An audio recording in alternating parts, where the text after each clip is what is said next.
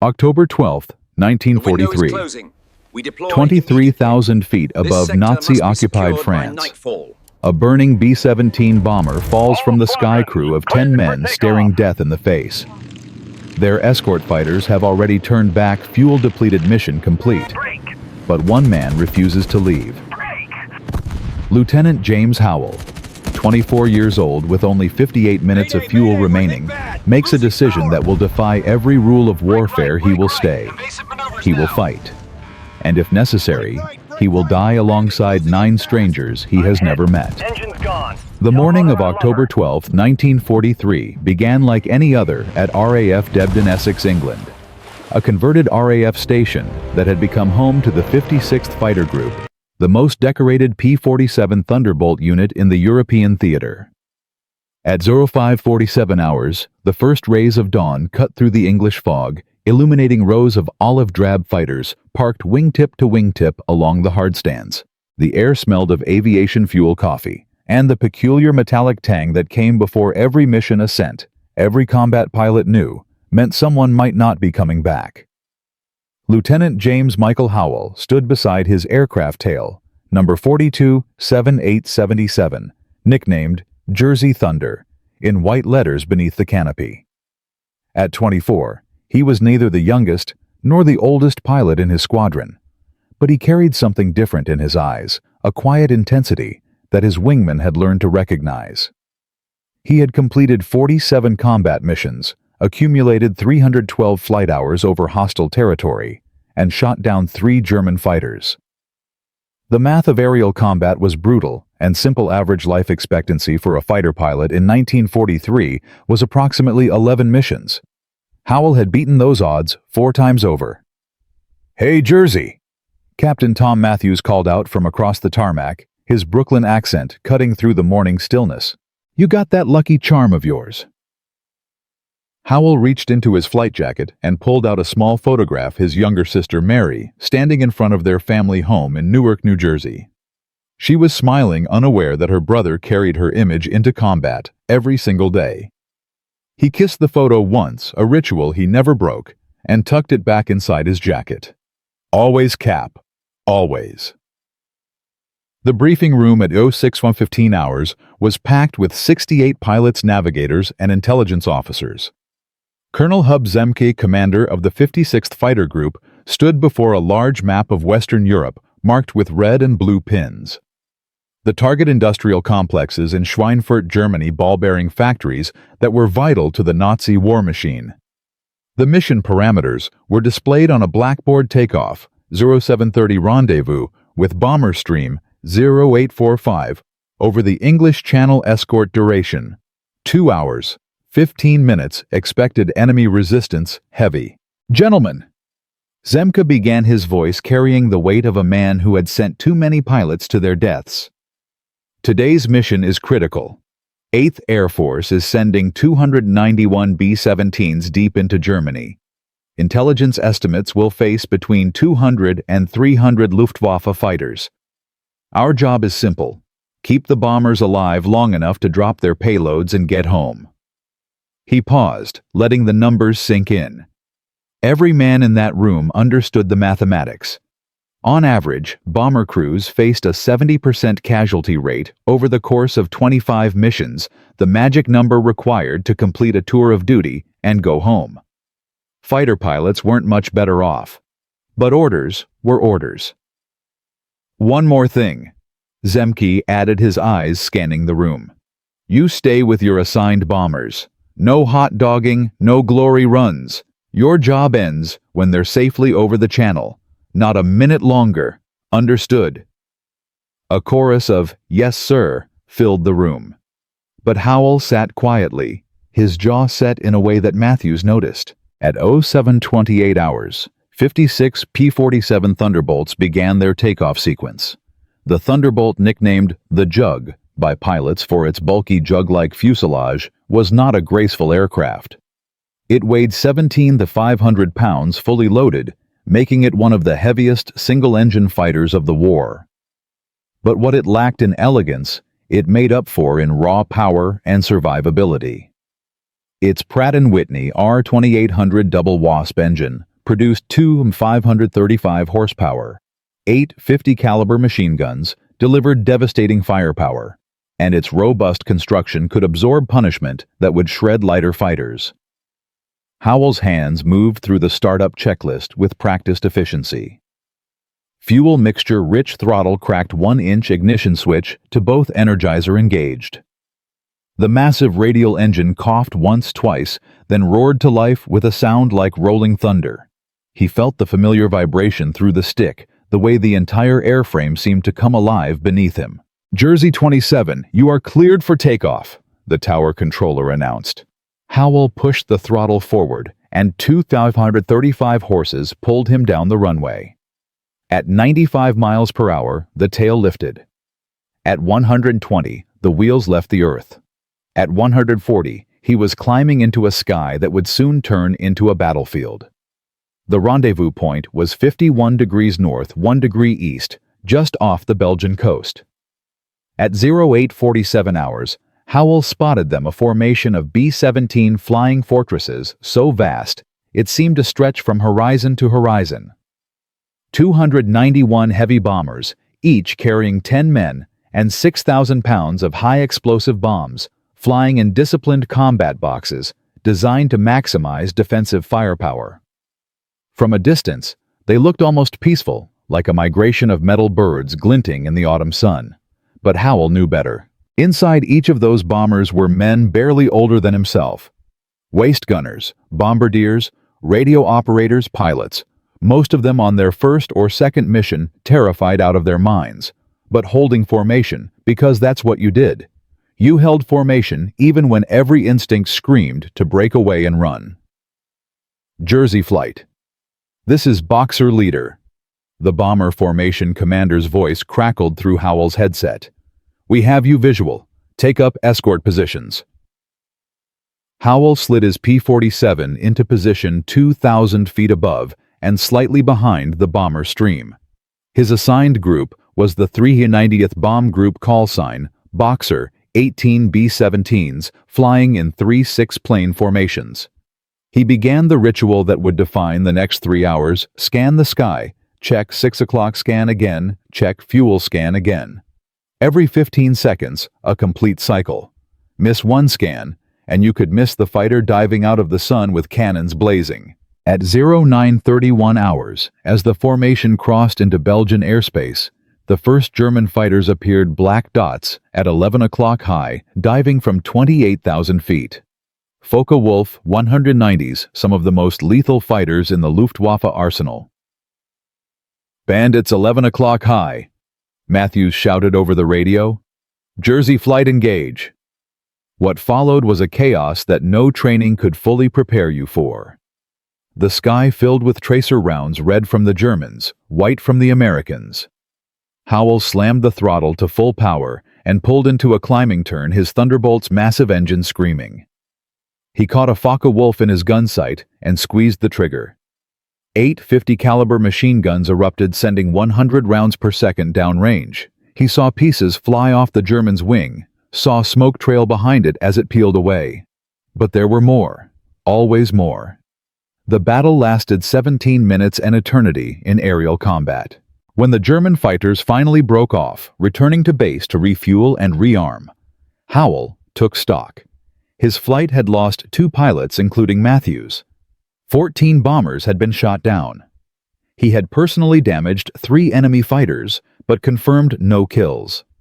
His fuel gauge read 62% remaining, and the mission was only halfway complete. At 10:47 hours, they reached the initial point, the last navigation checkpoint before the bomb run. The bomber formation slowed to 155 miles per hour, opened their bomb bay doors, and began the most vulnerable 5 minutes of any mission, the straight and level approach to the target. During this time, pilots couldn't take evasive action. They had to hold steady while German flak batteries threw up a curtain of exploding steel. Howell watched helplessly as black puffs of smoke erupted around the bombers. He saw one B-17 take a direct hit. The entire left wing separated from the fuselage, and the bomber entered a flat spin, tumbling toward the earth like a falling leaf. He counted 3 parachutes. 7 men didn't make it out. "Bombs away!" the lead bombardier called out. 18,000 pounds of high explosives fell toward the factories below. And then came the hardest part, the turn for home. At 11:18 hours, Colonel Zemke's voice came through on the command frequency. "All escort fighters, RTB on schedule. Repeat, return to base. You are bingo fuel." Bingo fuel, the point of no return. Stay any longer and you wouldn't make it back across the channel. Howell glanced at his fuel gauge, 41% remaining. He calculated quickly. 340 miles to the English coast. Cruising speed, 280 mph fuel consumption. At cruise, 95 gallons per hour. Remaining fuel approximately 150 gallons, cutting it close but doable. The other fighters began to peel away, turning westward toward home and safety. Howell started his turn as well. But then he saw something that made his blood run cold. One B-17 tail number 42-3267 was falling behind the formation, trailing smoke from its number 3 engine, losing altitude at approximately 200 feet per minute, and completely alone. Howell knew what that meant. A crippled bomber separated from the formation was a death sentence. German fighters hunted stragglers like wolves, cutting the weakest animal from the herd. That crew had maybe 10 minutes to live. Every rule of engagement said he should keep flying west. He was low on fuel. His orders were clear. It wasn't his responsibility. He thought of Mary's photograph in his jacket. He thought of his squadron mates who had already died that morning. He thought of the promise he had made to himself the day he earned his wings: "No man gets left behind if I can help it." "Jersey 27 to Boxer 67, he called out, banking his aircraft back toward the lone bomber. "Big friend, I have you visual. I have you. Do not acknowledge this transmission. I am staying with you." Inside that B-17, First Lieutenant Robert Hayes, the pilot, couldn't believe what he was seeing through his blood-splattered windscreen. The other fighters were gone. The bomber formation was now 3 miles ahead and pulling away. His crew was preparing to bail out over Nazi-occupied France. And then, impossibly, a single P-47 Thunderbolt circled back and took up position on his wing. Hayes grabbed the radio mic with a shaking hand. "Jersey 27, you need to turn around. We're going down. There's nothing you can—" "Negative, big friend." Howell's voice was calm, almost casual. "I didn't come this far to watch you die. We're going home together, or we're not going home at all." In the waist gun position, Staff Sergeant Mike Donnelly watched hydraulic fluid spray across the fuselage like arterial blood. He had been in combat for 4 months and had never seen anyone do what this fighter pilot was doing. It was insane. It was suicide. It was the most courageous thing he had ever witnessed. The bomber continued to fall. 21,000 feet, 20,000 feet, 19,000 feet. Howell matched their descent, flying tight formation, his eyes constantly scanning the sky. He checked his fuel again, 38%. He did the math and felt his stomach drop. At this rate of fuel consumption, accounting for the upcoming combat he knew was inevitable, he had approximately 58 minutes before his engine quit. 58 minutes to cover 290 miles of enemy territory, with perhaps 20 German fighters hunting them right now. The mathematics of death were simple and unforgiving, but mathematics had never stopped James Howell before. He pressed the radio transmit button one more time. "Big friend, count your crew. Tell me who's aboard." Hayes's voice came back steadier now. 10 souls, Jersey. 10 men who want to see their families again." "Then that's what we're going to do," Howell replied. "Now listen carefully. We've got a long way to go and it's going to get rough. But I need you to trust me. Can you do that?" There was a pause. Then, "Yes, sir. We trust you." Far below, the French countryside rolled past occupied territory, every square mile patrolled by German troops. Far ahead, the English Channel waited cold and indifferent. And somewhere between those 2 points, 20 Luftwaffe fighters were scrambling to intercept a crippled bomber and its lone defender. James Howell tightened his grip on the control stick, checked his gun sight one more time, and prepared to keep a promise he had made to 10 men he had never met. A promise that would cost him everything. A promise that would define the true meaning of heroism. The sky ahead was empty. But it wouldn't stay that way for long. The first German fighters appeared at 11:27 hours, 3 minutes after Howell had committed to staying with the crippled bomber. They materialized out of the eastern sun like birds of prey. 3 Messerschmitt Bf-109s in a loose V formation, their yellow noses unmistakable even at 4 miles distance. Inside the B-17 tailgunner, Sergeant Tommy Chen saw them first.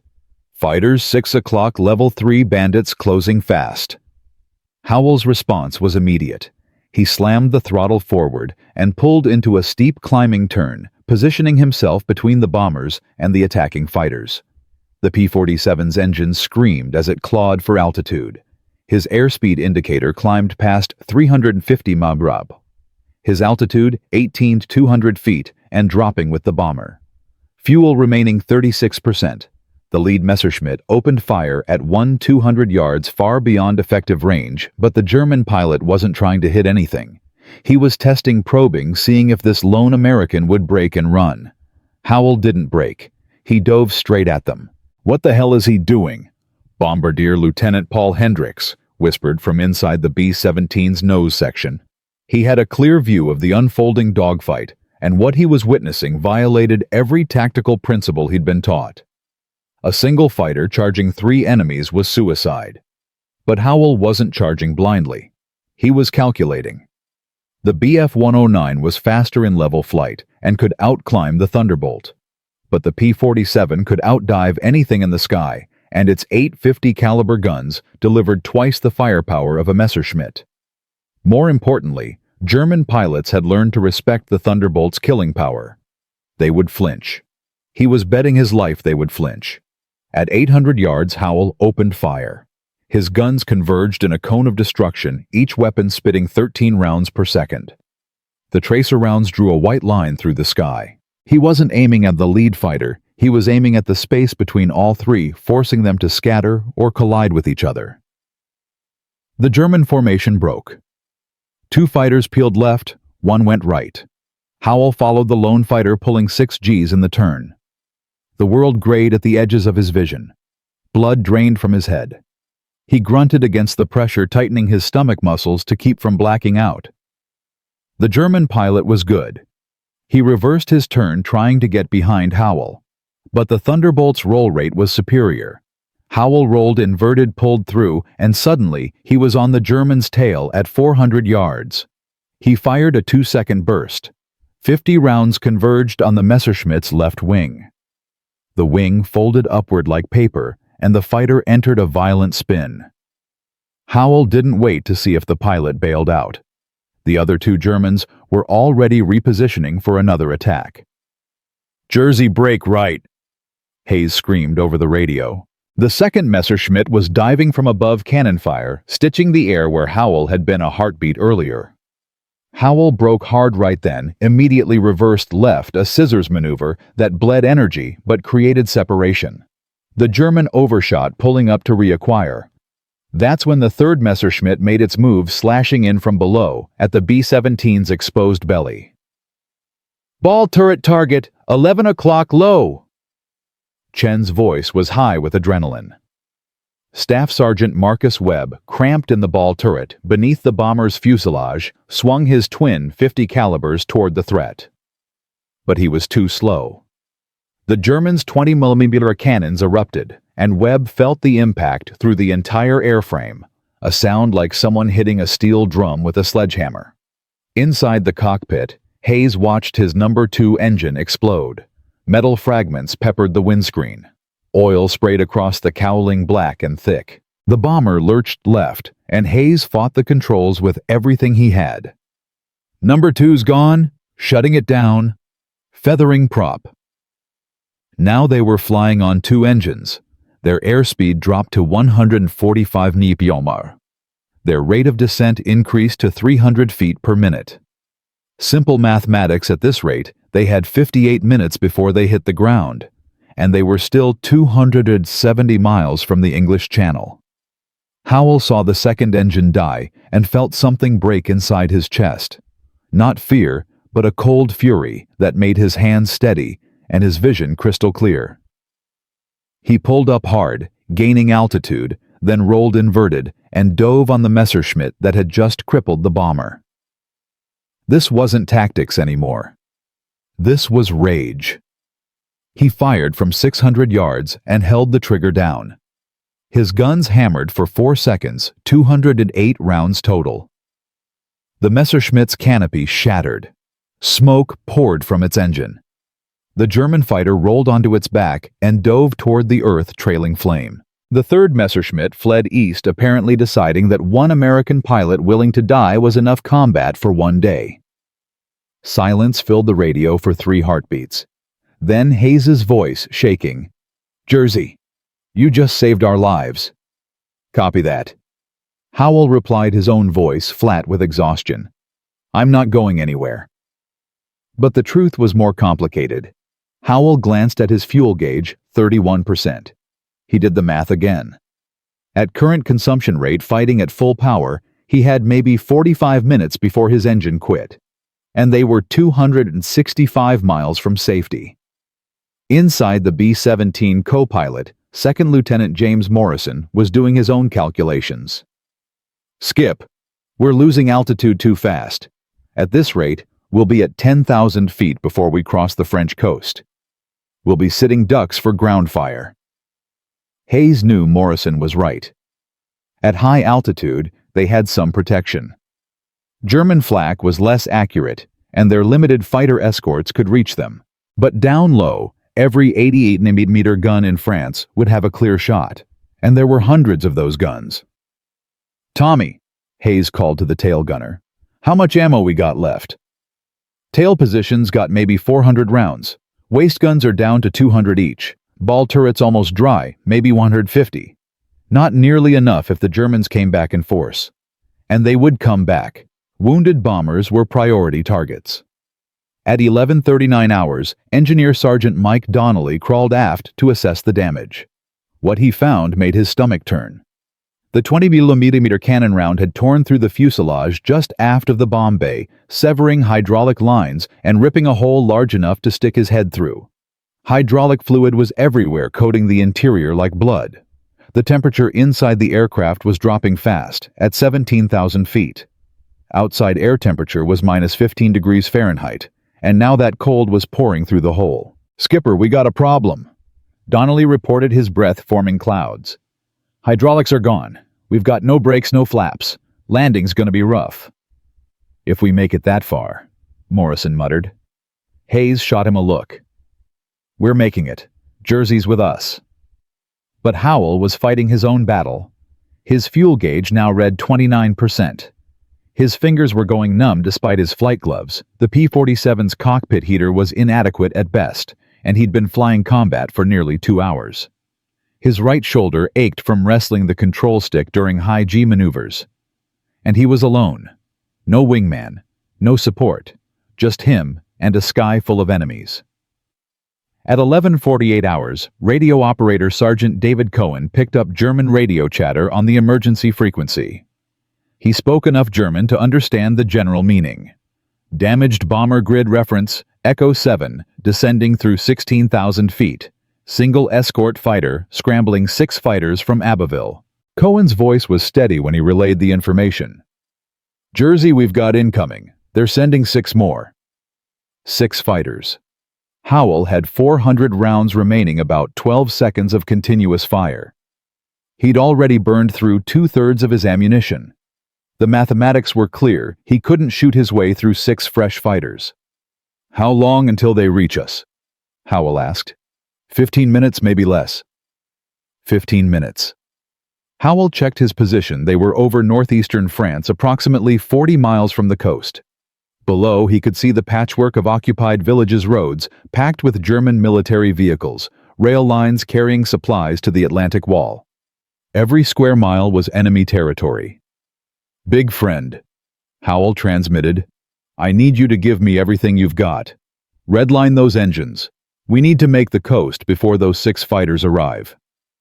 Jersey, we're already at max power. We can't go any faster without tearing the wings off. Then we pray the wings hold. Hayes pushed the throttles forward beyond the red line markers. The 2 remaining right cyclone engines screamed in protest. The airspeed indicator crept from 145 to 158 mph, but their altitude continued to drop 15,200 feet, 14,900, 14,600. Howell matched their speed, flying 50 feet off their right wing. From this distance, he could see faces through the bomber's windows, young faces, terrified faces, faces that reminded him of his own squadron mates.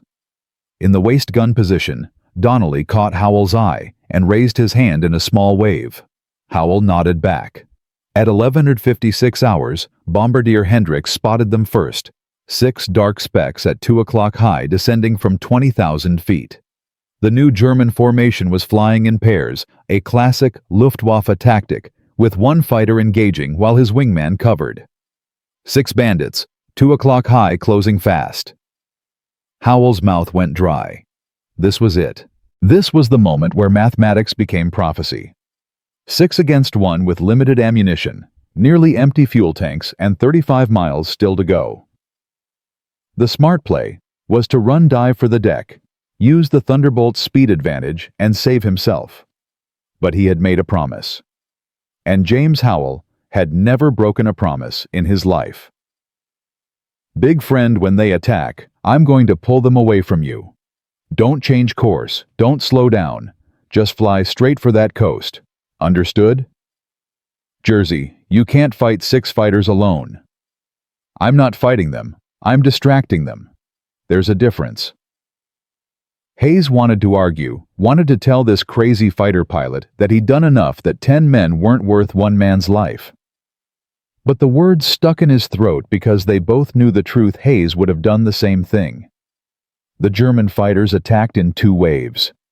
The first pair came in high and fast, diving through 18,000 feet, their cannons spitting fire. Howell met them head-on in a maneuver that was equal parts courage and insanity. He dove toward them, closing the distance at a combined speed of over 700 mph and fired a 1-second burst at 800 yards. The Germans broke left and right. They weren't expecting an American fighter to be this aggressive, this reckless. In that moment of hesitation, Howell rolled vertical and climbed back toward the B-17, which had used those precious seconds to put distance between itself and the attackers. The second pair of fighters tried a different approach. They dove low and came up from beneath where the bomber's defensive fire was weakest. But Howell anticipated this. He had fought enough Luftwaffe pilots to know their playbook.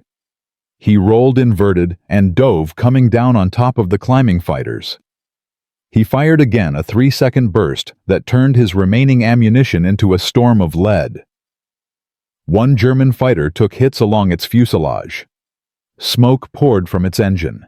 The pilot broke off of the attack and headed east, trailing a white coolant vapor. The second fighter pressed the attack, and for a moment, Howell and the German were flying straight at each other at a closing speed of 650 mph. At the last possible second, both pilots broke. Howell left the German right. They missed each other by less than 50 feet. Howell felt the German fighter's prop wash rock his aircraft. But the third pair of fighters had used this distraction to position themselves perfectly. They came in from behind the B-17 in the tail's blind spot and opened fire with cannon and machine guns. Tail gunner Chen swung his guns around and returned fire, but he was outmatched. A 20mm round exploded against his turret, and Chen felt something hot slam into his leg. "I'm hit, tail gunner's hit." Donnelly scrambled aft, pulling a first aid kit from its mounting. He found Chen slumped in his position, blood pooling on the turret floor. The round had torn through Chen's calf, shattering bone. Donnelly wrapped a tourniquet above the wound and injected morphine, his hands shaking. "Stay with me, Tommy. Stay with me." Howell saw the tracers hitting the B-17's tail and felt his heart hammer against his ribs. He reversed course, pulling so hard that the G-forces made his vision tunnel.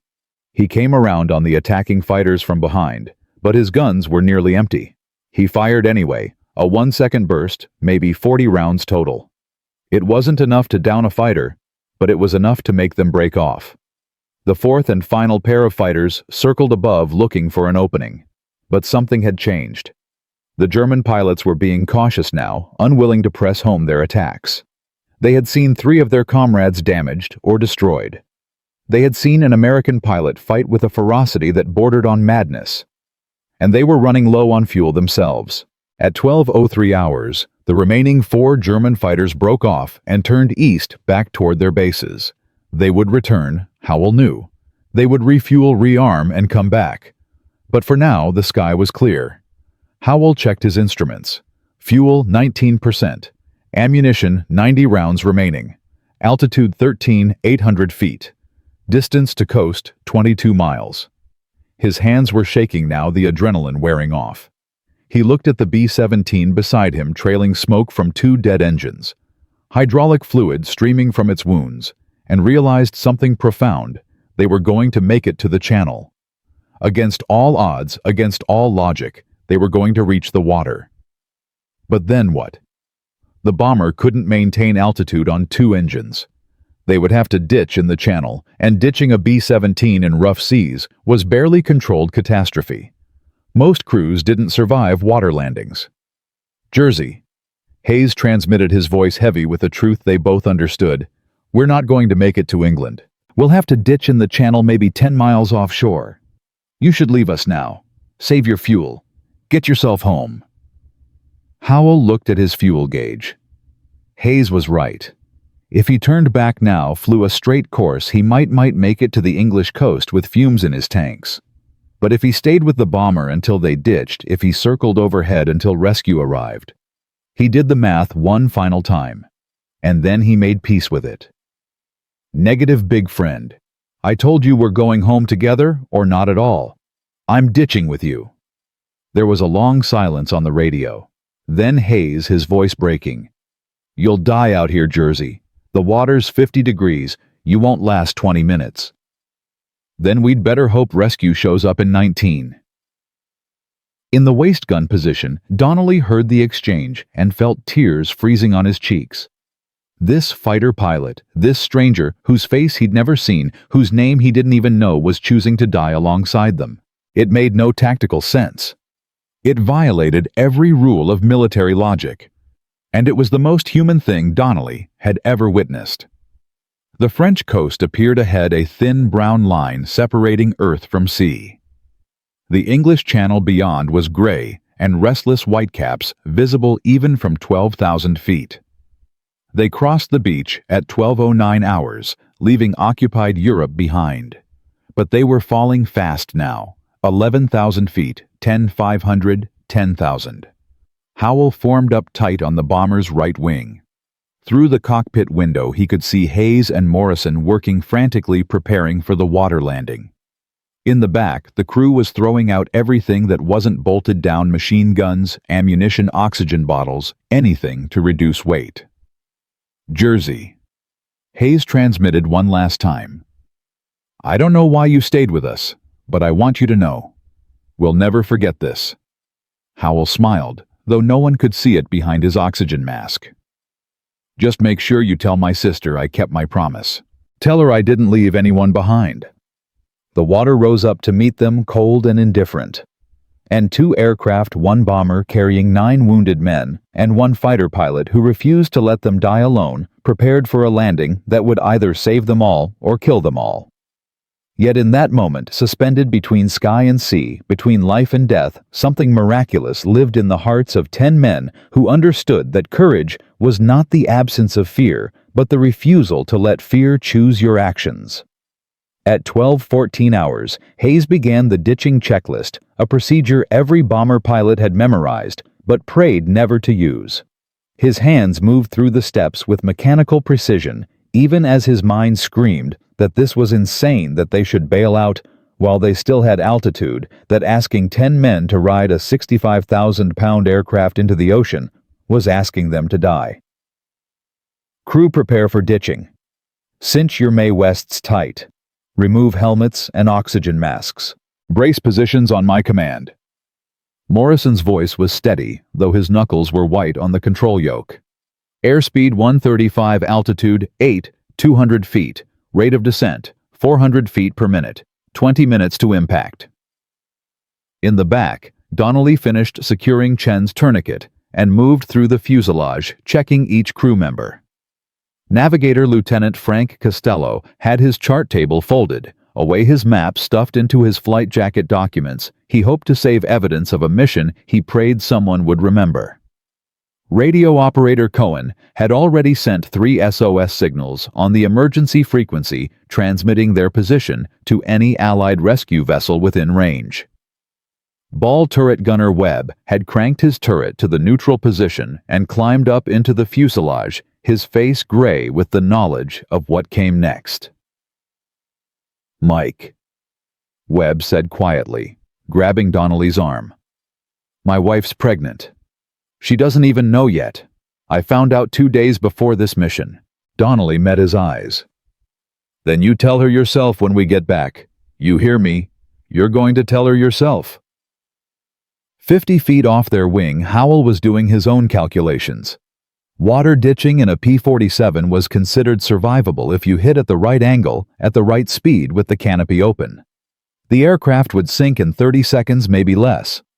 You had to get out fast, inflate your Mae West, and swim clear before the suction pulled you down. In theory, it was simple.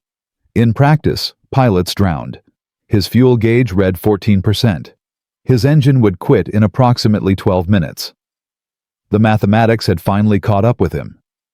He thought about his sister Mary standing in front of their house in Newark.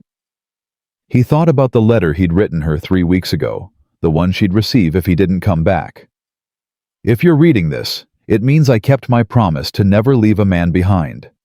I hope that brings you comfort. It brings me peace." At 12:19 hours, his engine coughed. The first warning. The Pratt & Whitney R2800 had consumed every drop of fuel in the main tank and was now pulling from the reserve 85 gallons that would last maybe 8 minutes at current power settings. "Big friend, I'm running on fumes. We need to put down in the next 5 minutes." Hayes checked his position. They were 14 miles off the French coast, still 26 miles from England. The channel stretched gray and hostile below them. Water temperature 52 degrees Fahrenheit. Survival time in water, that cold 20 to 30 minutes before hypothermia, induced unconsciousness, 60 to 90 minutes before death. "Jersey, I'm taking her down now. Stay close." Hayes eased the control yoke forward. The bomber's nose dropped. They fell through 6,000 feet, 5,000, 4,000. At 3,500 feet, Morrison spotted it, a small fishing vessel, maybe 200 yards long, flying what looked like British colors. "Skip, we got a boat. 2 o'clock, 3 miles. It was too far. They'd never reach it. But Hayes turned anyway, pointing the bomber's nose toward that tiny speck of hope, because hope was all they had left. At 12:23 hours, Howell's engine quit. No cough, no sputter. Just silence. The massive propeller windmilled uselessly in the slipstream. His airspeed began to bleed off. He had perhaps 90 seconds before he hit the water. He keyed his radio one last time.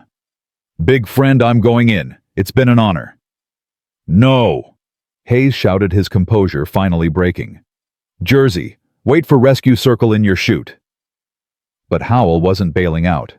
He was diving, positioning himself closer to the bomber so that when he ditched, he'd be near them. So that if rescue came, they'd find him alongside the men he'd sworn to protect. "I told you." Howell said, his voice calm, now peaceful. "We're doing this together." He dropped the nose, trading altitude for speed. 120 knots, 140, 160. The water rushed up at him, gray-green and flecked with whitecaps. At 200 feet, he leveled off, bleeding speed. At 100 feet, he reached up and jettisoned his canopy. The wind blast hit him like a fist. At 50 feet, he pulled the nose up, slightly flaring. His wheels touched water at 95 knots. For one instant, the Thunderbolt skipped like a stone. Then the tail dropped. The nose caught, and the aircraft flipped inverted with a violence that slammed Howell's head against the canopy rail. Everything went dark. Inside the B-17, Donnelly watched the P-47 cartwheel across the water and disappear beneath the surface. Oh God. Oh Jesus Christ, he's gone. But there was no time to mourn. Hayes had the bomber lined up for its own ditching flaps up to prevent the nose from digging in tail, low airspeed 110 knots, and dropping. The water filled the windscreen. Brace, brace, brace. The B-17 hit hard. The impact sounded like a bomb going off. The cockpit windscreen exploded, inward seawater flooding in. The aircraft's aluminum skin buckled, rivets popping like gunshots. Hayes felt his chest slam into the control yoke, felt ribs crack. Morrison's head snapped forward and bounced off the instrument panel. The bomber skidded across the surface for 3 seconds that felt like hours, throwing up walls of white spray. Then the nose dug in, the tail lifted, and for one terrible moment, it seemed like the entire aircraft would flip forward and dive straight to the bottom. But it didn't flip. It settled, listing heavily to the left wing already submerged. Water poured through the shattered nose, through the hole in the fuselage, through a dozen torn seams. "Everybody out! Now move!" Donnelly kicked open the waist door.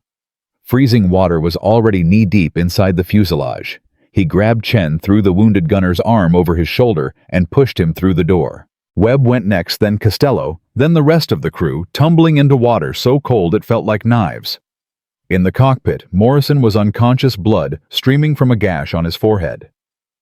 Hayes unbuckled his harness, grabbed Morrison under the arms, and dragged him toward the escape hatch above them. The water was rising fast, waist deep now, then chest deep. Hayes took a breath and went under, pushing Morrison up through the hatch. He surfaced in the open air, gasping. The bomber was sinking fast, the tail already submerged, the fuselage tilting vertical. He had maybe 30 seconds before the suction pulled him down. Swim. Swim away from the aircraft. The crew flailed in the water. Their Mae West life vests, inflated but inadequate against the cold. Webb was already shivering uncontrollably. Chen, one-legged and doped up on morphine, was barely conscious. Costello was trying to hold Morrison's head above water while Morrison coughed seawater from his lungs. "Where's Jersey?" Donnelly screamed, his teeth chattering so hard he could barely speak. "Where's the fighter pilot?" Hayes turned, scanning the water. The P-47 had gone down 400 yards away. There was no sign of it, no debris, no pilot. "He's gone." Hayes said the words like stones in his mouth. "He's..." A head broke the surface, 300 yards away, coughing, gasping. "There. He's alive." Howell had no memory of the impact, no memory of the cockpit filling with water. He remembered only darkness and cold, and the primal panic of drowning. Something instinct training, pure stubborn will, had made him unbuckle his harness, made him push away from the inverted aircraft, made him kick toward the light. He surfaced into a world of pain. His head throbbed where it had struck the canopy rail. His left shoulder was wrenched, possibly dislocated. Blood ran into his eyes from a cut on his scalp. But he was alive. Against every calculation, every probability, he was alive. He inflated his Mae West and started swimming toward the bomber crew, each stroke an agony. The water was so cold it felt like his lungs were freezing from the inside. His flight suit, soaked through, dragged at him like chains. Behind him, the B-17 slipped beneath the waves with a sound like a sigh, taking with it 65,000 pounds of aluminum steel and stories that would never be told. Howell reached the crew at 1227 hours, 4 minutes after impact. Donnelly grabbed his hand and pulled him into the ragged circle they'd formed around their 2 inflatable life rafts. 6-man rafts, designed to hold 10 men who were now clinging to the sides because there wasn't room for everyone inside. "You crazy son of a bitch," Donnelly said, laughing and crying at the same time. "You actually did it. You actually stayed with us." Howell couldn't speak. His jaw was clenched too tight against the cold, his whole body shaking violently. Hayes pushed him halfway into one of the rafts, making room by forcing himself further into the water. "Don't you dare die on us now, Jersey. Not after all this." But dying was exactly what they were all doing. The cold was methodical, impartial, efficient. It leached heat from their bodies at a rate of 1 degree per minute. Normal body temperature, 98.6 degrees. Loss of consciousness, 90 degrees. Death, 85 degrees. They had maybe 20 minutes before the first man slipped away, 40 before they were all gone. Morrison regained consciousness at 12 under 29 hours and immediately vomited seawater. Chen was delirious, his wounded leg trailing blood that darkened the water. Webb had stopped shivering, a bad sign indicating his body was shutting down. Costello was praying in Latin words Howell didn't understand, but whose meaning was clear. "Please God, let someone find us." "Did anyone see that boat?" Hayes asked through chattering teeth. "The fishing boat." "I saw it," Morrison said weakly. 3 miles east, but it was heading away from us. 3 miles might as well have been 300. They couldn't swim that far. They could barely hold onto the rafts. At 12:32 hours, 5 minutes into their water ordeal, Webb went quiet. His eyes remained open, but unseeing his face, slack. Donnelly shook him, called his name, slapped his cheeks. Nothing. "No, no, no, no. Marcus, wake up. Your wife's pregnant, remember. You're going to tell her. You're going to—" But Webb was gone. The cold having claimed him before rescue could arrive. Donnelly held him for another minute, then gently let go, and the body drifted away, carried by the current. Hayes felt something break inside him that had nothing to do with his cracked ribs. They had survived German fighters flak a crippled aircraft and a water ditching. They had been escorted across 90 miles of hell by a fighter pilot who chose death over abandonment. And now they were going to die anyway, killed by simple thermodynamics. "I'm sorry," Hayes said to Howell, to Donnelly, to all of them. "I'm so sorry I couldn't get us home." Howell opened his eyes. He'd closed them against the pain and looked at Hayes. "You got us further than anyone thought possible. That's enough." But it wasn't enough. Not for Donnelly, who at 12:35 hours started singing "You Are My Sunshine" in a hoarse-breaking voice, because if he was going to die, he was going to die with music instead of silence. Not for Costello, who at 12:37 hours began reciting the names of every crew member's wife and children, as if speaking those names could keep them alive. Not for Chen, who surfaced from his morphine haze long enough to say, "I never told my dad I loved him." At 12:39 hours, 12 minutes into the water, Morrison spotted it first, a dark shape on the horizon, moving toward them faster than any fishing boat should move. He blinked, certain hypothermia was causing hallucinations, but the shape remained growing larger. "Boat," he croaked. "There's a boat." It was HMS Arethusa, a British destroyer that had picked up Cohen's SOS and diverted at flank speed. At 28 knots, the destroyer covered 3 miles in 6 minutes. At 12:45 hours, 17 minutes, after the ditching sailors were throwing lines over the side, pulling frozen men from water that had nearly killed them. They hauled Webb's body aboard first, treating it with a dignity that made Donnelly weep. Then, Chen still unconscious. Then the rest of the crew, one by one, wrapped in blankets, rushed below decks, where heating lamps and hot soup waited. Howell was last. 2 sailors had to physically lift him. His muscles had locked up from the cold, and he couldn't climb the rope ladder. They carried him to the sickbay, stripped off his frozen flight suit, and packed warming blankets around him. A British doctor checked his vitals. Core temperature, 89 degrees. Pulse, thready blood pressure, barely measurable. "You're a lucky man," the doctor said. 5 more minutes and you'd be dead." Howell closed his eyes. Lucky. That's what they'd call it. But it wasn't luck. It was mathematics. 10 men minus 1, dead minus 1, unconscious minus 8, freezing to death equals 0 without rescue. And rescue had come not because of luck, but because a radio operator had sent an SOS, because a destroyer captain had believed that SOS because men had decided other men were worth saving. In the adjacent bunk, Hayes lay trembling under 3 blankets. He could hear Howell's labored breathing, could hear Donnelly crying softly, could hear the ship's engines thrumming as they turned toward England. They had lost 1 man. 9 had survived. And all 9 owed their lives to a fighter pilot who had refused to leave them behind, even when mathematics said he should. At 14:10 hours, as HMS Arethusa entered Portsmouth Harbor, Hayes crawled from his bunk and made his way to where Howell lay. The fighter pilot's eyes were closed, his face pale, but his chest rose and fell with steady breaths.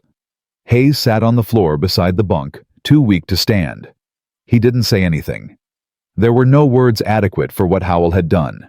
But after a long moment he reached up and placed his hand on Howell's arm, a simple gesture that meant everything. "I see you. I know what you did. I will never forget." Howell's eyes opened. He looked at Hayes and nodded once. No words were necessary. Between men who had stared at death together and chosen to keep living, words were insufficient anyway. 2 hours later they reached land, British soil, solid and real. 9 men who should have died walked down that gangplank on legs that barely held them. Behind them, sailors carried Marcus Webb's body, preparing it for the journey home, to a wife who had learned she was pregnant and widowed in the same terrible conversation. But even in that sorrow, something profound had taken root. Something that transcended nationality and rank and military protocol. 9 men and 1 dead comrade bound together by 90 miles of combat, 17 minutes in freezing water, and 1 fighter pilot's refusal to let mathematics dictate morality. In that moment, standing on British soil, with salt still in their hair and cold still in their bones, they understood a truth that would shape the rest of their lives. Courage is not fearlessness, but rather the decision that something else matters more than fear. And what mattered most, what had always mattered most, was the promise that no one would be left behind. Even when keeping that promise meant drowning alongside the men you'd sworn to save. The telegram arrived at the Howell household in Newark, New Jersey, on October 19, 1943, 7 days after the mission. Mary Howell was kneading dough in the kitchen when she heard the knock, and her hands froze mid-motion, because everyone knew what a telegram meant during wartime. She wiped flour on her apron and opened the door with a heart that had already begun to break. The Western Union boy couldn't have been more than 16. He wouldn't meet her eyes when he handed over the yellow envelope. "Regret to inform you. Lieutenant James M. Howell, missing in action. October 12. Stop. Aircraft lost over English Channel. Stop. Search continuing. Stop." Mary read it 3 times before the words made sense. Missing. Not dead. Missing meant possibility. Missing meant hope. She paid the boy a nickel tip with shaking hands and closed the door. Then she sat on the floor of the hallway and cried for 20 minutes straight, clutching the telegram like a lifeline. What she didn't know, what no one in America knew yet, was that her brother was alive, recovering in a British military hospital in Portsmouth, and that he was already arguing with doctors about when he could return to duty. "Lieutenant, you have a concussion, a dislocated shoulder, 3 cracked ribs, and mild hypothermia," the chief medical officer, Major Douglas Pemberton, said for the 3rd time. "You're not flying for at least 6 weeks." Howell sat on the edge of his hospital bed, wearing a borrowed British Army uniform because his flight suit had been cut off him. His left arm was in a sling. His head was bandaged. Every breath sent sharp pain through his chest. And all he could think about was the telegram his sister would receive, the terror she'd feel, the sleepless nights she'd endure thinking he was dead. "I need to send a message home. My sister, she needs to know I'm alive." "We've already notified 8th Air Force Command. They'll update your family within 48 hours. 48 hours. 2 days of his sister believing he was dead or dying. 2 days of his mother praying rosaries until her knees ached. 2 days of his father staring at James's empty chair at dinner and wondering if his son's body was at the bottom of the channel. "That's not good enough," Howell said, standing up despite the wave of dizziness that followed. "I need to..."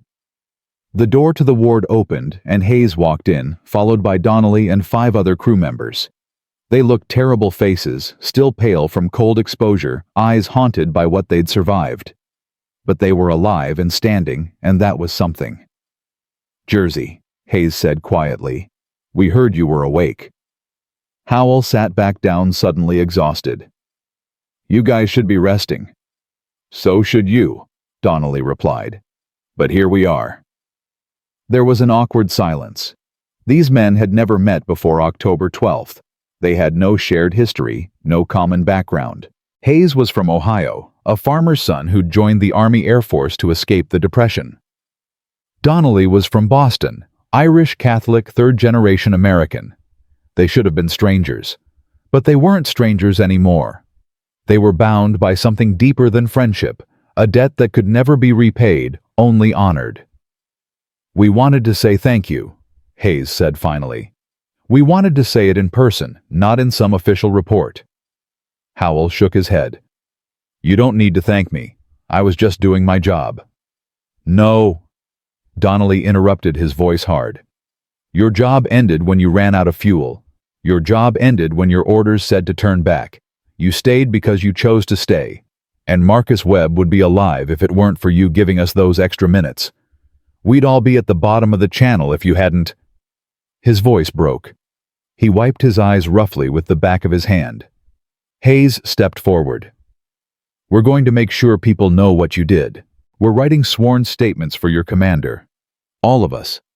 9 witnesses to the most courageous thing any of us have ever seen." "I don't want medals," Howell said quietly. "I just wanted to get you home." "And you did," Hayes replied. 9 out of 10, those are better odds than anyone had a right to expect. But Howell wasn't thinking about odds. He was thinking about Marcus Webb's body wrapped in canvas aboard HMS Arethusa. He was thinking about the letter Webb's wife would receive about the baby who would grow up never knowing his father. He was thinking about all the ways mathematics could predict death but couldn't account for the weight of it. On October 23, 1943, Howell was released from the hospital and returned to RAF Debden. He expected a quiet return, maybe a debriefing with his squadron commander. What he found instead was the entire 56th Fighter Group assembled on the flight line in formation. Colonel Zemke stood at attention, and when Howell's transport pulled up, Zemke called the formation to present arms. 250 men saluted as Howell stepped out of the vehicle, his arm still in a sling, his face still bruised. He had no idea what was happening. Zemke walked forward and stopped 3 feet away. "Lieutenant Howell, on behalf of the United States Army Air Forces and the men of the 390th Bomb Group, it is my honor to inform you that you've been recommended for the Distinguished Service Cross for extraordinary heroism in aerial combat." The words didn't register at first. The DSC was the second highest military decoration, 1 level below the Medal of Honor. It was awarded for extreme gallantry in the face of enemy action, and Howell had no idea he deserved it. "Sir, I was just—" "You engaged 20 German fighters over 90 miles of enemy territory while escorting a crippled bomber. You expended all ammunition, ran out of fuel, and intentionally ditched your aircraft in the channel rather than abandon the crew you'd protected. Lieutenant, there's a word for what you did. That word is heroism." The formation erupted in applause. Men he'd flown with, men who understood exactly what that mission had cost, were clapping and cheering like he'd just won a football game. Howell felt his throat tighten. He wanted to tell them they were wrong, that he wasn't a hero, that heroes didn't feel terrified every second of combat. But he couldn't speak, so he just nodded and saluted, and hoped that was enough. The ceremony lasted 15 minutes. When it ended, Captain Matthews's wingman, Lieutenant Robert Shaw, approached Howell with something in his hand, a photograph. "We found this in Matthews' locker after he went down. He'd written something on the back. I think he'd want you to have it." Howell took the photograph. It showed Matthews and Shaw standing beside their P-47s, both grinning like idiots. On the back, in Matthews's handwriting, "If I don't make it back, tell Jersey he was right. Sometimes the mission is the man beside you, not the target ahead." Howell folded the photograph carefully and put it in his pocket next to the picture of his sister. 2 photographs now. 2 promises to keep. That evening he sat down and wrote the hardest letter of his life. Not to his sister headquarters had already notified his family he was alive. Not to his parents. But to Marcus Webb's widow, Sarah Webb of Topeka, Kansas. Dear Mrs. Webb, my name is Lieutenant James Howell. I was the fighter pilot who escorted your husband's bomber on October 12, 1943. I am writing to tell you that Marcus was one of the bravest men I have ever known. When their aircraft was damaged and falling from the sky, he could have bailed out over France.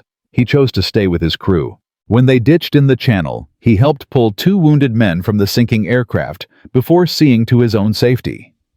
He died not from cowardice, but from courage. He died saving others. I know that doesn't make your loss easier. I know it doesn't bring him back. But I wanted you to know that Marcus's last act on this earth was one of extraordinary heroism, and because of him, 8 other men came home to their families. Your husband was a hero. I will remember him for the rest of my life. He mailed the letter on October 24th. 3 weeks later, he received a reply written in shaky handwriting on lavender paper. Lieutenant Howell, thank you for your letter. Thank you for trying to save my husband. I am 5 months pregnant with our first child. I will tell our son about his father's courage. I will tell him about the fighter pilot who stayed when others left. I will make sure he knows that heroes exist, because I know you are one of them. With deepest gratitude, Sarah Webb. Howell read that letter once, then folded it and put it in his footlocker beneath his bunk. He never read it again. He didn't need to. He had memorized every word. On November 8, 1943, Howell returned to combat operations. His shoulder had healed enough to fly, though it ached in cold weather for the rest of his life. His first mission back was an escort run to Bremen, Germany. 18 B-17s, 4 hours of flight time, heavy fighter opposition expected. As his flight assembled over the English coast, Howell heard a familiar voice on the radio. Jersey 27, this is Boxer 51. We have you visual. Boxer 51, the 390th Bomb Group, Hayes's unit. Boxer 51, good to see you up here. How's the crew? Chen's stateside lost his leg, but he's alive. Morrison's flying again. The rest of us are here. And Jersey, we requested you specifically as our escort. Command approved it. Something tightened in Howell's chest. Copy that, Boxer. I won't let you down. We know, Hayes replied. That's why we asked for you. The mission lasted 4 hours and 20 minutes. 2 German fighters were destroyed, one by Howell. All 18 bombers returned safely. When they landed at their respective bases that evening, Hayes sent a message through official channels. Thank you for bringing us home again. This became their routine. For the next 7 months until Hayes completed his tour of duty in May 1944, the 390th Bomb Group requested Howell's flight as escort whenever possible. And Howell, who could have requested a different assignment, who could have asked for easier missions, never once declined. They flew together over Hamburg, over Berlin, over the Ruhr Valley. They lost bombers 12 in total over those 7 months. But they never lost hope, because they had learned on October 12, 1943, that hope was a choice, not a circumstance. On May 3, 1944, Hayes flew his 25th and final mission, the magic number that meant he could go home. As his B-17 crossed the English coast on the return flight, he called Howell on the radio. Jersey, this is my last one. I'm going home. Congratulations, Boxer. You earned it. There was a long pause. Then Hayes, his voice thick with emotion. I'm going home because of you, Jersey. My wife, my kids. They get their husband and father back because you refused to leave me behind. I don't know how to repay that. Howell thought about Matthews, about Webb, about all the men who hadn't made it home. Just live well, he said finally. Live well, and remember, that's payment enough. When Howell himself completed his tour in August 1944, 50 missions and 387 combat hours later, He returned to New Jersey with the Distinguished Service Cross, 2 Air Medals, and a citation for extraordinary heroism. The Army wanted him to do a publicity tour to sell war bonds to be the face of American courage. He declined. "I'm not a hero," he told the recruiting officer. "I'm just a pilot who kept a promise." He went back to Newark, back to his family's small house, back to a life that felt simultaneously familiar and alien. His sister Mary had aged 5 years in the 18 months he'd been gone. His father walked with a cane, now arthritis having claimed his knees. His mother cried when she hugged him, cried for 10 straight minutes while Howell stood awkwardly and patted her back. That first night home, Mary found him sitting on the back porch at 2 in the morning, staring at nothing. "Can't sleep?" she asked, sitting beside him. "Not really. Too quiet." She nodded. She didn't understand "not really," but she understood enough not to press. After a long silence, she said, "The bomber pilot, the one you saved, he wrote to us, to Mom and Dad. He told them what you did." Howell said nothing. He said you were the bravest man he'd ever met. He said his children were alive because of you. "He would have done the same thing," Howell replied quietly. "Any of them would have." "Maybe," Mary said, "but you're the one who did." The years passed. Howell worked as a mechanic, got married, had 3 children. He never spoke about the war unless asked directly, and even then, he kept his answers brief. The Distinguished Service Cross sat in a box in his closet, rarely looked at, never displayed. But every Christmas, like clockwork, cards arrived. From Hayes in Ohio, from Donnelly in Boston, from Chen in California, from Morrison in Texas, from every surviving member of that crew, and eventually from their children, and then from their grandchildren. Each card said some variation of the same thing.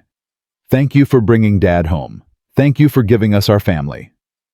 In 1983, on the 40th anniversary of the mission, the crew organized a reunion in Dayton, Ohio. 8 men gathered: Chen in a wheelchair, his prosthetic leg having finally worn out; Hayes with grandchildren who looked exactly like him; Donnelly with a Boston accent that had somehow gotten stronger with age. They spent 3 days telling stories, drinking too much, and crying about the men who weren't there. On the final night, they presented Howell with a plaque. It was simple, unadorned, inscribed with just 11 words. 90 miles. 9 men. 1 heart. October 12, 1943. Never forgotten. Howell held that plaque and felt something break open inside him. 40 years of holding it together, of being strong, of carrying the weight of promises kept and friends lost. He wept in front of 8 men who understood exactly why. "I wasn't brave," he said through tears. "I was terrified every second." "That's what made it brave," Hayes replied, his own eyes wet. "You were terrified and you stayed anyway." When James Howell died in 1998 at age 79, his funeral was attended by over 200 people. Among them were 5 surviving crew members from that October day, along with 23 children and 37 grandchildren whose existence traced directly back to one man's refusal to abandon his brothers in arms. They buried him with military honors in Arlington National Cemetery. A 3-volley salute echoed across the hillside. A bugler played taps. And as the flag was folded and presented to his widow, Robert Hayes, now 78 years old, walking with a cane, stood and saluted one final time.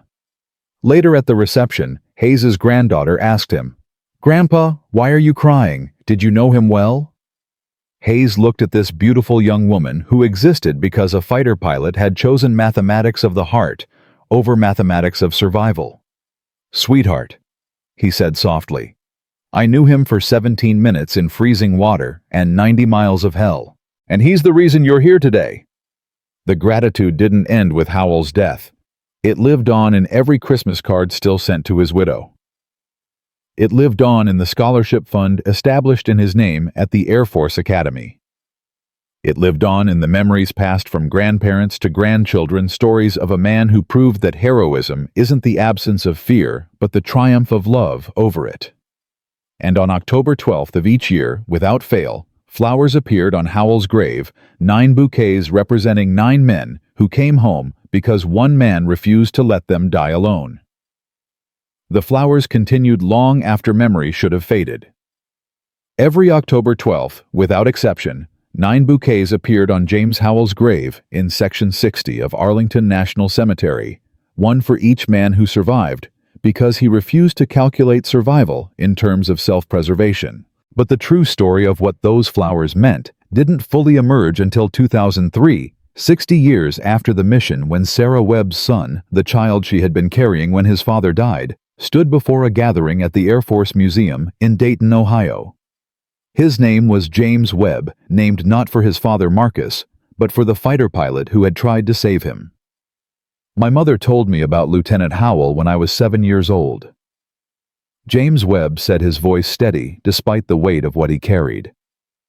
She told me that a man I'd never met had loved my father enough to die beside him. She told me that heroism wasn't about fearlessness. It was about choosing love when fear made more sense. I grew up understanding that I existed in the space between mathematics and mercy, and that the difference between those two things was a man named James Howell.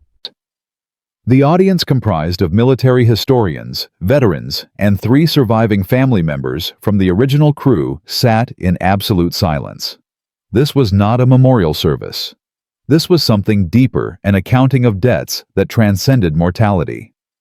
James Webb continued, "For 60 years, my family has sent flowers to Howell's grave, not out of obligation, but out of love. Because that's what you do for the person who gave you your father, even if only for 17 more minutes. That's what you do for the person who proved that some promises are more important than survival." After the ceremony, Webb approached an elderly woman in a wheelchair, Janet Howell Martinez, James Howell's youngest daughter, now 61 years old. She had been 4 when her father died, old enough to remember his laugh, but too young to understand why strangers kept thanking him at grocery stores. "Ms. Martinez," Webb said quietly, kneeling beside her wheelchair, "I wanted to meet you in person, to tell you what your father meant to my family." Janet smiled, though tears were already forming. "You're the Webb child. Mother told me about you. She said your mother's letters were the only things that made Dad cry." "Did he ever talk about the mission, about what happened?" Janet shook her head. "Never. Not once. We found his journals after he died, 50 years of entries, and he never mentioned October 12, 1943. It was like he'd locked that day in a box and refused to open it." But that wasn't quite true. James Howell had opened that box once in 1987, when a high school student doing a history project had written to him asking about his Distinguished Service Cross. The student's name was Emily Chen, granddaughter of Tommy Chen, the tail gunner who'd lost his leg in the mission. Howell's response had been brief-typed on an old manual typewriter, but it contained the only written account he ever gave of his thoughts that day.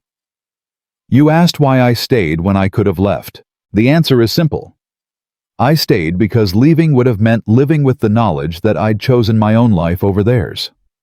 Some people can make that choice and sleep at night.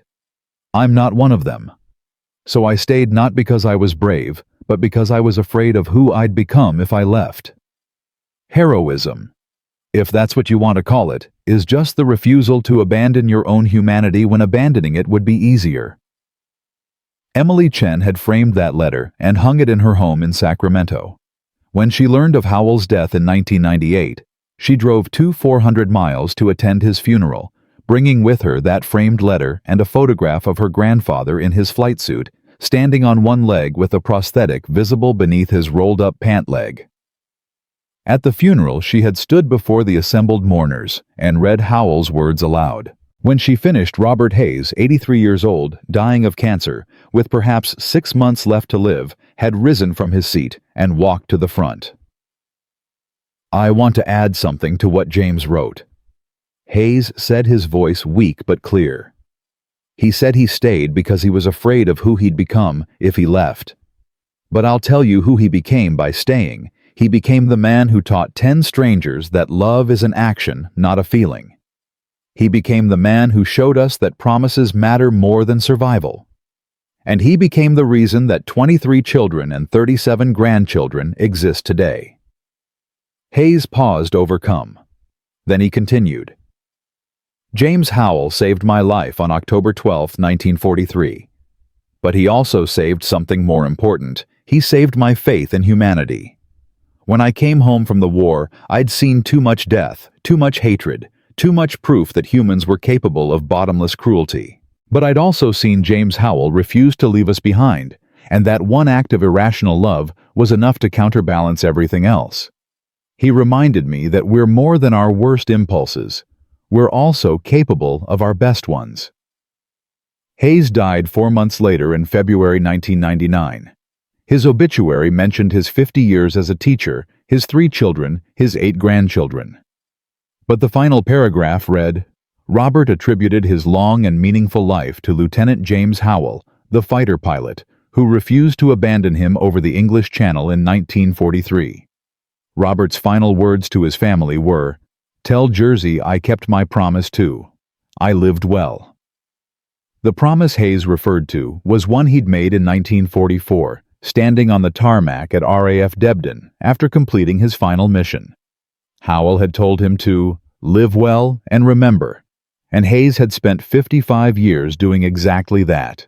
He'd become a high school history teacher, dedicating his career to ensuring that young people understood the cost of freedom. Every year on October 12th, he'd brought his students to stand in silence for 17 minutes, the exact amount of time his crew had spent in the freezing channel water, waiting for rescue that might never come. Why 17 minutes, Mr. Hayes? A student had asked in 1978. Because that's how long it took to understand what matters, Hayes had replied. In those 17 minutes, we weren't Americans or soldiers or crew members. We were just humans trying to keep each other alive. And that's the lesson I want you to remember when everything else is stripped away. The only thing that matters is whether you're willing to hold on to someone else when letting go would be easier. That student, Michael Rodriguez, grew up to become a Coast Guard rescue swimmer. In his 30-year career, he personally saved 43 lives from drowning. When asked why he'd chosen such a dangerous profession, he always gave the same answer. My high school teacher taught me that 17 minutes in cold water can change the world. I wanted to be the person who makes those 17 minutes survivable. This was the hidden legacy of October 12, 1943, not just 9 men saved, but the ripple effects of that salvation spreading across generations. Tommy Chen's granddaughter became a trauma surgeon driven by her grandfather's stories of Sergeant Donnelly applying a tourniquet with frozen fingers. Paul Costello's grandson joined the Air Force inspired by tales of a navigator who'd recited family names to keep men conscious in hypothermic water. James Morrison's great-granddaughter became a mechanical engineer fascinated by her great-grandfather's descriptions of keeping a dying B-17 flying on mathematics and prayer. Each of these lives traced back to a single decision made at 23,000 feet above Nazi-occupied France. The decision to stay when leaving made sense. In 2018, 75 years after the mission, the surviving family members gathered once more, this time at the National World War II Memorial in Washington, D.C. Only one person who'd been present during the original mission was still alive, Staff Sergeant Mike Donnelly, now 97 years old, confined to a wheelchair, his mind sharp, but his body failing. A documentary filmmaker had tracked down 27 direct descendants of the bomber crew and 3 descendants of James Howell. She'd spent 2 years interviewing them, compiling their stories, building a portrait of how one act of courage in 1943 had reverberated through 75 years of births, marriages, careers, and quiet moments of grace. At the memorial gathering, Donnelly was asked to speak. He'd prepared nothing, but when the microphone was placed in front of him, words came anyway. "I'm the last one left who was there." He began, his Boston accent still thick despite 7 decades in California. "I'm the last one who saw Jersey's plane cartwheel into the channel. The last one who heard him coughing up seawater while hypothermia tried to kill us all. And I need to tell you something before I die because somebody needs to know this." He paused, gathering strength. The crowd leaned forward. We talk about Jersey like he was superhuman, like he was born brave. But that's not true. When I pulled him into our life raft, when his eyes met mine for the first time, you know what I saw: terror. Absolute bone-deep terror. He was just as scared as the rest of us. Maybe more so because he'd chosen to be there. He'd made a decision to die alongside strangers, and in that moment, I think he regretted it. I think he wanted to be anywhere else in the world. Donnelly's voice cracked. His daughter sitting beside him squeezed his hand. But here's the thing, he stayed scared. He stayed terrified, and he stayed with us anyway. That's what I need you to understand. Heroism isn't fearlessness. It's being so afraid you can barely breathe and doing the right thing anyway. It's knowing the mathematics say you're going to die and refusing to let mathematics dictate morality. He looked around at the gathered descendants, the children, grandchildren, and great-grandchildren who existed because of those 17 minutes in October 1943. Every single one of you is here because one man decided that love was stronger than logic. Every breath you take, every child you raise, every moment of joy you experience, all of it traces back to James Howell, choosing us over himself. And the least we can do, the very least, is remember. Is tell his story. Is make sure that 75 years from now, someone still knows his name. The filmmaker's documentary premiered 6 months later. It was titled, The 17-Minute Promise: How One Pilot's Refusal to Abandon His Brothers Changed 75 Years of History.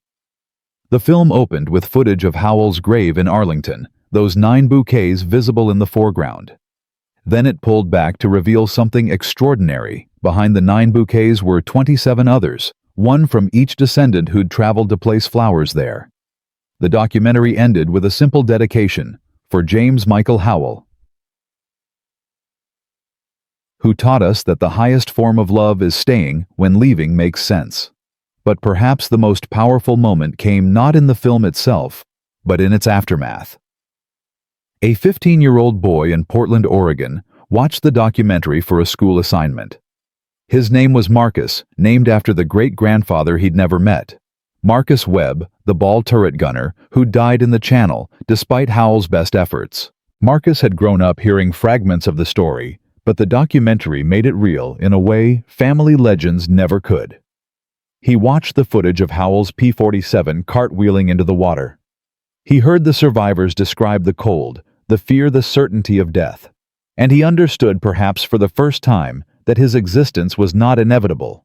It was a gift purchased with someone else's courage. 3 days after watching the documentary, Marcus wrote an essay for his English class titled, The Mathematics of Love. In it, he calculated the exact probability of his own existence, 1 in 400 trillion.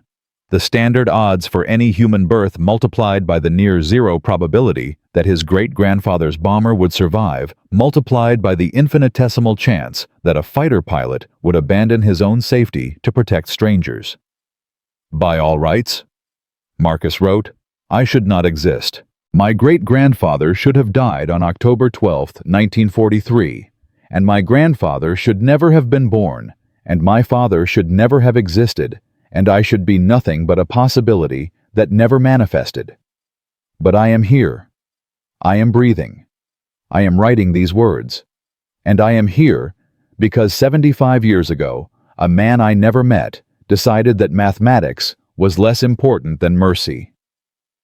The essay went viral online. Within weeks, it had been shared by over 2 million people. Strangers from around the world began sending their own stories of inherited grace.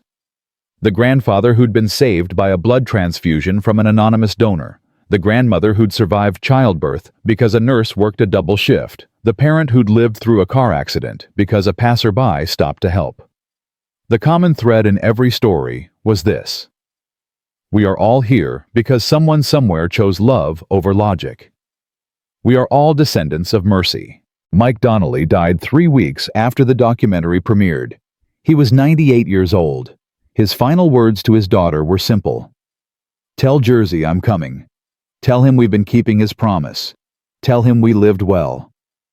At Donnelly's funeral, his 4 children, 11 grandchildren, and 19 great-grandchildren stood together and recited the names of every person in their family tree, a verbal monument to the fact that 34 people existed because Mike Donnelly had survived October 12, 1943.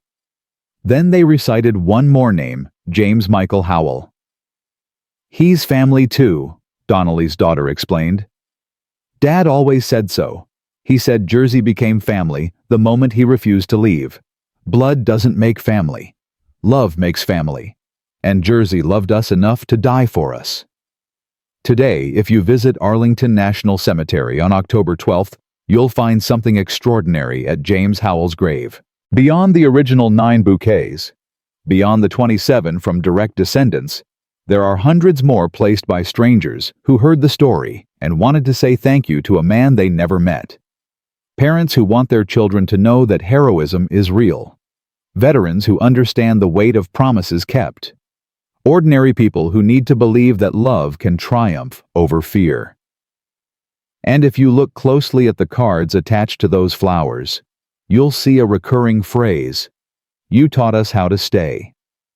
Because that's what James Howell did on October 12, 1943, and every day thereafter until his death in 1998. He taught us that staying present, staying committed, staying human, even when inhumanity makes more sense, is the highest form of courage. He taught us that promises matter more than survival, that love is stronger than logic, and that sometimes the most rational thing you can do is something completely irrational. He taught us in 17 minutes of freezing water and 90 miles of hell what it means to be human. And 75 years later, in an age of calculated self-interest and algorithmic decision-making, that lesson matters more than ever. Because we are not machines, we are not equations. We are hearts that beat, and hands that reach, and voices that say, even in the face of death, "I will not leave you behind." That is the legacy of James Michael Howell. That is the promise that echoes across generations. That is the love that built families from the wreckage of war. If you believe names like his deserve to be remembered, if you believe stories like this need to be told, then share this truth. Courage is not fearlessness. It is fear transformed by love into action. And that transformation, that alchemical change from terror into grace, is the miracle that makes us human. Write a name below. Not his name, you already know that. Write the name of someone who stayed when leaving made sense. Write the name of someone who taught you what love looks like in action. Write the name, and by writing it, keep the promise alive. Because in the end, memory is resistance. Remembering is an act of love. And love, as James Howell proved on October 12, 1943, is the only mathematics that truly matters.